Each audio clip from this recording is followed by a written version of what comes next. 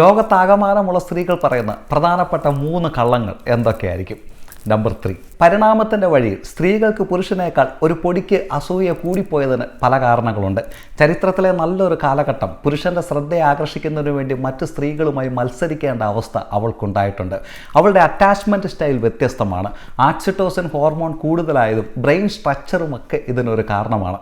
ഇന്ന് സാഹചര്യങ്ങൾ മാറി, പക്ഷേ പാരമ്പര്യമായി കൈമാറി വന്ന ആ അസൂയ ഒളിപ്പിച്ചു വെക്കുന്നതിന് അവൾ ശ്രമിക്കുന്നുണ്ട്. ആ കുട്ടിയെ കാണാൻ നല്ല ഭംഗിയുണ്ട് അല്ലേ എന്നുള്ളൊരു ചോദ്യം ഒരു ട്രാപ്പാണ്. ലോകത്തൊട്ടാകെയുള്ള പെൺകുട്ടികൾ പറയുന്ന കള്ളങ്ങളിൽ രണ്ടാമത്തേത് പാസ്റ്റ് റിലേഷൻഷിപ്പുകളെ പറ്റിയാണ്. ജഡ്ജ് ചെയ്യപ്പെടുമെന്നും ലേബൽ ചെയ്യപ്പെടുമെന്നും പാർട്ട്ണറുടെ ഫീലിങ്സിനെ ഹർട്ട് ചെയ്യുമെന്നൊക്കെ ഭയന്നാണ് ഇവരിത് മറച്ചു വെക്കുന്നത്.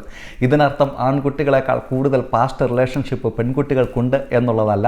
ചില ഭയങ്ങൾ കാരണം ഇതിനെപ്പറ്റി കള്ളം പറയുന്നതിനാണ് അവർ പൊതുവെ താല്പര്യപ്പെടുന്നത് എന്നുള്ളതാണ്. നിങ്ങൾ പഴയ കാമുകിക്ക് ഒരു മെസ്സേജ് അയച്ചെന്ന് പറഞ്ഞ് എനിക്കെന്തുവാ? എനിക്കൊന്നുമില്ല. എൻ്റെ ബർത്ത്ഡേ നിങ്ങൾ മറന്നുപോയെന്ന് പറഞ്ഞ് എനിക്കെന്തുവാ? എനിക്കൊരു സങ്കടവുമില്ല.